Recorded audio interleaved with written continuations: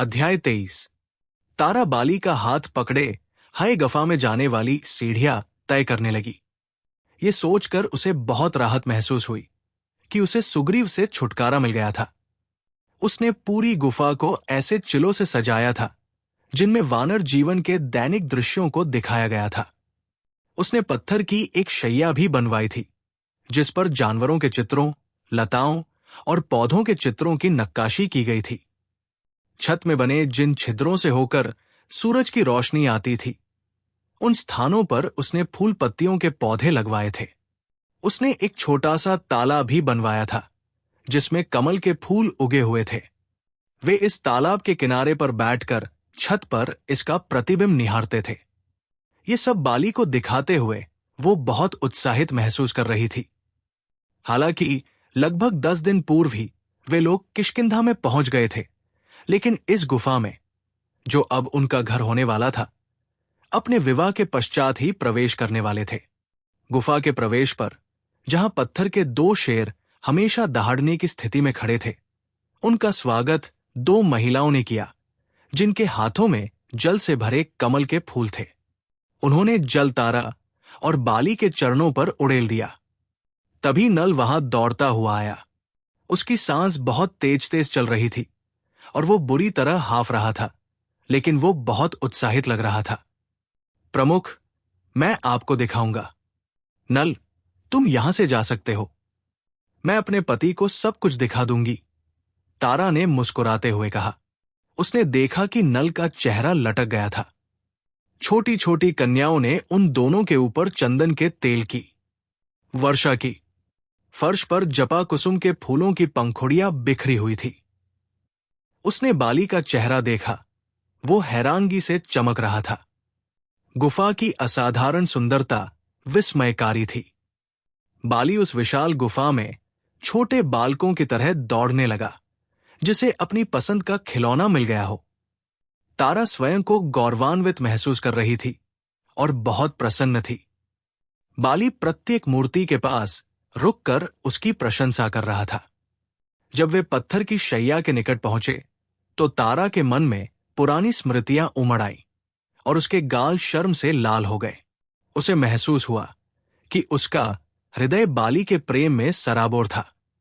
उसने उसके चौड़े कंधों और पतली कमर, मांसल जांघों और मोटे मोटे हाथों को देखा और उसे अपना गला सूखता हुआ प्रतीत हुआ। उसके अंदर कामिच्छा जोर मारने लगी। वो उसकी ओर पीठ करके खड़ा हुआ था और शैया पर की गई नक्काशी को अपनी उंगलियों से कर देख रहा था। वो उसे स्पर्श करने को ही थी कि सुग्रीव ने तेजी से अंदर प्रवेश किया। भैया, नल बहुत ही अद्भुत व्यक्ति है। उसने जल्लीकट के लिए गलियां तैयार करवानी आरंभ भी कर दी है। मैं उसे आपकी इच्छा से अवगत कराने ही वाला था, लेकिन वो पहले ही इस पर कार्य आरंभ कर चुका था। बाली बड़े उत्साह से उसकी ओर मुड़ा। ये तो बहुत अच्छी बात है। चलो चल कर देखते हैं। इससे पूर्व कि तारा कोई प्रतिक्रिया देती, बाली कमरे से बाहर जा चुका था। तारा शैया पर गिर गई और पत्थर की तरह बैठ गई। वो नहीं जानती थी कि कब तक वो स्वयं को अकेली और असहाय महसूस करती वहां पर बैठी रहेगी। उसने मन में ठान लिया था कि वो बाली को सुग्रीव के लिए सजग कर देगी, लेकिन ये बहुत निराशाजनक बात थी कि उन्हें अकेले में किसी विषय पर चर्चा करने का अवसर ही नहीं मिल रहा था। शाम तक बाली सुग्रीव के साथ अपने कक्ष में वापस लौट आया। सुग्रीव की आंखें तारा की आंखों से मिली और उसने आंख मार दी, लेकिन तारा जानबूझकर दूसरी ओर देखने लगी। सुग्रीव ने फर्श पर एक चटाई बिछा दी और उसके किनारे पानी का एक प्याला रख दिया। बाली चटाई पर बैठ गया और तारा ने आश्चर्य से उसकी ओर देखा। वो उससे पूछने ही वाली थी कि वो क्या कर रहा था कि तभी सुग्रीव ने तारा की कलाई पकड़ ली। वो व्रत की स्थिति में है। बैलों की लड़ाई से पहले की तपस्या कर रहा है। योद्धाओं को 21 दिन तक ब्रह्मचर्य और मौन व्रत अवश्य रखना चाहिए। इसके लिए उसे केवल भूमि पर ही बिछौना लगाकर सोना होगा। केवल एक ही वस्त्र शरीर पर धारण करना होगा और अयन के बैल से प्रार्थना करनी होगी कि वो इन्हें शक्ति प्रदान करे। सुग्रीव की आंखें शरारत से चमक उठीं। ये गया। सुग्रीव ने तारा को वाक्य पूरा करने का अवसर नहीं दिया। तारा ने बाली को पुकारा, किंतु बाली ध्यान में बैठा हुआ था, इसलिए उसने कोई उत्तर नहीं दिया। सुग्रीव तारा को पकड़कर गुफा से बाहर चला। याता, तुम जाकर महिलाओं के साथ सो सकती हो। केवल 21 दिन की ही बात है। अपने भैया की सारी आवश्यकताएं पूरी करने के लिए मैं हूं। इस अवधि के दौरान उसे किसी स्त्री का चेहरा भी नहीं देखना चाहिए। मैं उनकी पत्नी हूं, तारा ने सुग्रीव को घूरते हुए कहा। लेकिन इससे भी बड़ी बात यह है कि इस अवधि में तुम्हें उससे दूर रहना चाहिए। याता, तुम्हारे आकर्षण से कौन बच सकता है? तुम एक अप्सरा हो। सुग्रीव ने उसकी ओर आंख मारते हुए कहा, तुम ये सब क्यों कर रहे हो? तारा ने असहाय और क्रोध से भरे महसूस करते हुए कहा, कारण तुम जानती हो तारा, वो मैं पहले ही तुम्हें बता चुका हूं। तुम मेरी हो तारा। राक्षस कही के तारा फंफकारी। तारा, मेरी तारा, हमारे पास 21 दिन का समय है और मैंने तो ब्रह्मचर्य का व्रत नहीं लिया है। तारा ने क्रोध में भरकर सुग्रीव के चेहरे पर एक थप्पड़ जड़ दिया। वो बेशर्मी से मुस्कुराया और बोला, तुम्हारे हाथ बहुत कोमल हैं तारा, बिल्कुल कमल की पंखुड़ियों जैसे। तुम सुगंधी से इतनी भरपूर हो कि मैं लालसा से मरा जा रहा हूं। हर क्षण मैं केवल तुम्हारे बारे में ही सोचता रहता है तारा। तारा बहुत डर गई थी। उसने अपने चारों ओर दृष्टि घुमाई कि कहीं कोई उन्हें देख तो नहीं रहा था। गुफा में कई वानर मौजूद थे जो चीजों की व्यवस्था में लगे हुए थे। अंगरक्षक इधर से उधर घूम रहे थे, लेकिन वहां कोई उसके इतना निकट नहीं था कि उसकी आवाज सुन सकता। उसने सीढ़ियों से नीचे उतरना आरंभ कर दिया। मैं तुम्हारे निर्णय की प्रतीक्षा करूंगा, याता, उसने सुग्रीव को कहते सुना। तारा को उसके पीछे आने की आशा नहीं थी। ये गलियों में चली जा रही थी जहां लोगों की बहुत भीड़ थी। दरदराज के क्षेत्रों से भी अधिक से अधिक वानर चले जा रहे थे और नल उन्हें घर आवंटित करने में जुटा था। दक्षिण से असुर व्यापारी मसालों का व्यापार करने के उद्देश्य से आए हुए थे। तारा ने एक नाव को नदी के किनारे पर खड़े देखा। उसका नगर उसकी कल्पना से कहीं अधिक तेजी से प्रगति कर रहा था। उसने सुग्रीव से संबंधित अपनी सभी चिंताओं को दूर झटक देने की चेष्टा की, जो बहुत भव्य रूप में बाली के साथ एक आकार ले रहा था। सड़कों पर चलते हुए लोग सिर झुकाकर उसका अभिवादन कर रहे थे। वहां श्रमिक मुख्य सड़क के दोनों ओर बांस की बाड़ लगा रहे थे। दोनों ओर अस्थायी रूप से एक दीर्घा बनाई जा रही थी। तारा ने देखा कि नल अपने श्रमिकों को काम के संबंध में निर्देश दे रहा था और बहुत असहज महसूस कर रहा था। ये दीर्घा बैल को वश में करने वाले असुरों के खेल जल्लीकट के लिए हो सकती थी। तभी नल की दृष्टि उस पर पड़ी और वह दौड़ा दौड़ा उसके पास आ गया। तारा ने अपनी चाल तेज कर दी, क्योंकि वो इस समय किसी के साथ भी कोई बात नहीं करना चाहती थी। खजूर वाटिका में वो कुछ समय अकेली रहकर व्यतीत करना चाहती थी। देवी, मुझे दोहे कि मैंने आपको चोट पहुंचाई, नल बोला। तारा अपने मार्ग पर रुक गई। वो किस बात पर खेद प्रकट कर रहा था? नल ने कहा, मुझे लगा कि आपको मुझ पर विश्वास नहीं है। मैंने अभी तक जो कुछ आपको बताया, मैं वो बाली को दिखाना चाहता था और मुझे डर था कि शायद आपको मेरा कार्य पसंद नहीं आएगा। मैं ऐसा क्यों करूंगी, नल? तारा हैरान थी। ये सही था कि जब नल ने तारा को उसके हिस्से का श्रेय देने से दूर रखने की कोशिश की थी, तो उसे बहुत बेचैनी महसूस हुई थी। मैंने आपके चेहरे से अनुमान लगाया था, देवी, नल ने कहा। क्या उसका चेहरा ऐसा था कि कोई भी सरलता से उस पर आने वाले भावों को पढ़ सकता था? अब उसे सुग्रीव के बारे में डर लगने लगा था। क्या वो अनजाने में उसे कोई संकेत दे रही थी कि वो उसे पसंद करती थी? मैं घृणा करती हूं उससे, उसने स्वयं से कहा। मैंने कभी भी तुम्हारे बारे में ऐसा नहीं सोचा। मैंने महान देव वास्तुकार विश्वकर्मा के अधीन रहकर 2 दशक तक एक दास के रूप में कार्य किया है। मैं उनका सबसे अच्छा श्रमिक था और सबसे अधिक कार्य करता था।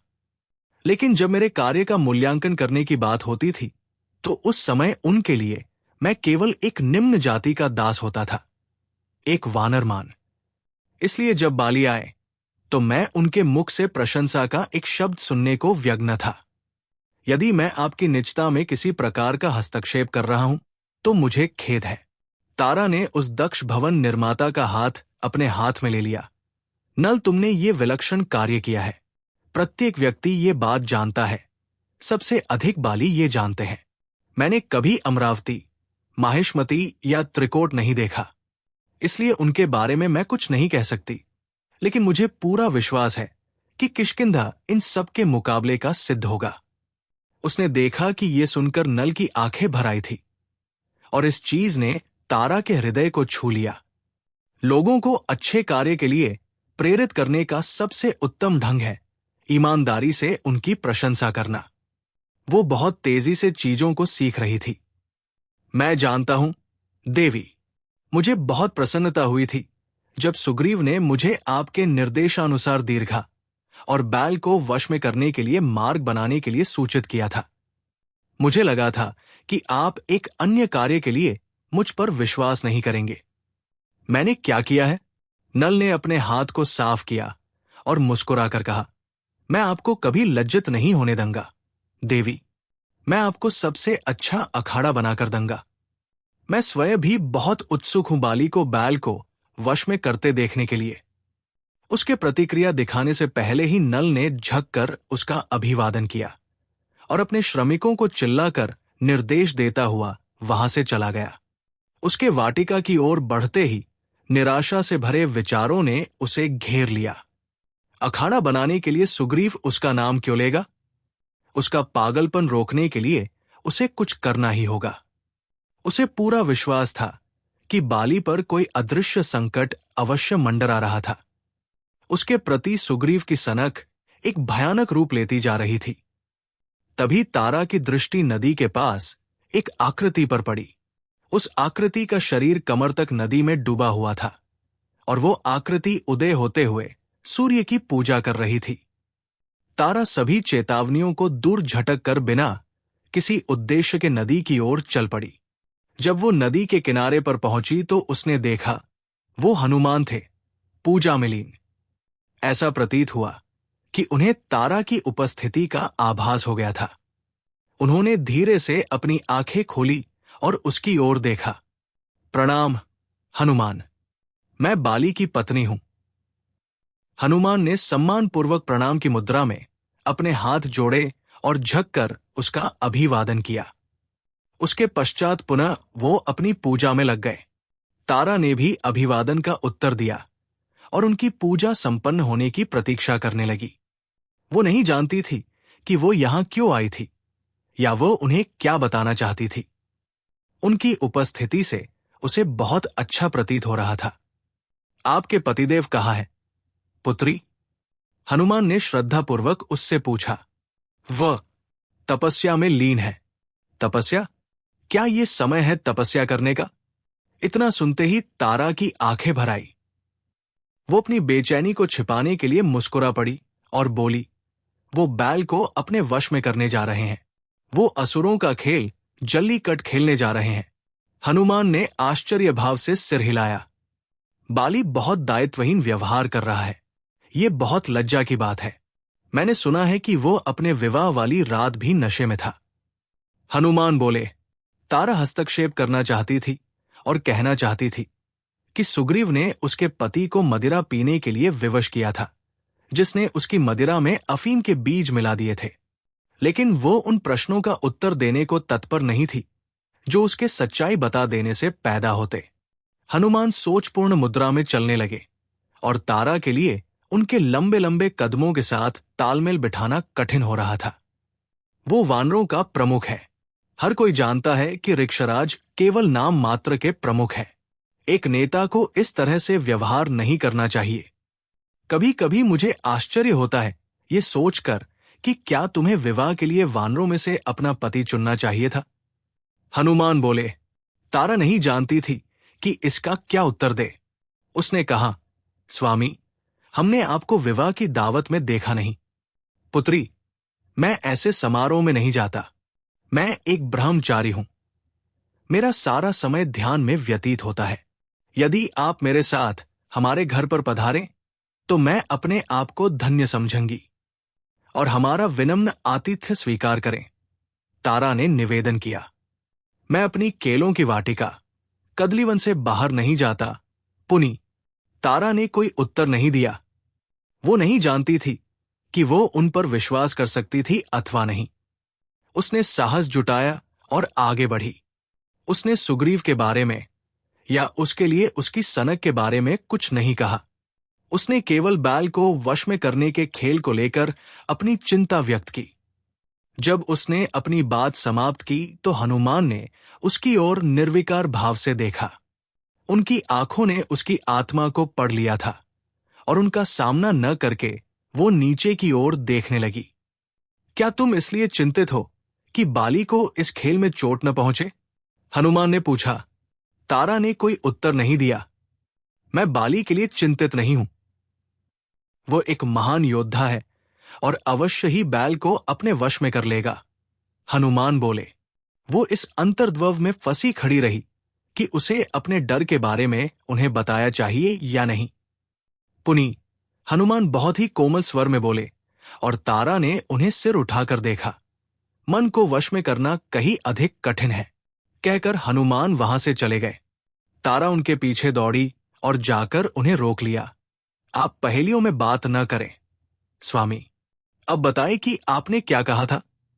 हनुमान मुस्कुरा पड़े। मैंने यही कहा था कि हमारा मन एक जानवर है, एक अदम्य जानवर। वो सब कुछ नष्ट कर सकता है। नहीं समझी? तुम चिंता मत करो। बस बाली को याद रखो और केवल बाली ही तुम्हारा पति है। इतना सुनकर तारा जड़वत हो गई। हनुमान के वहां से जाते ही तारा का मन अशांत हो उठा।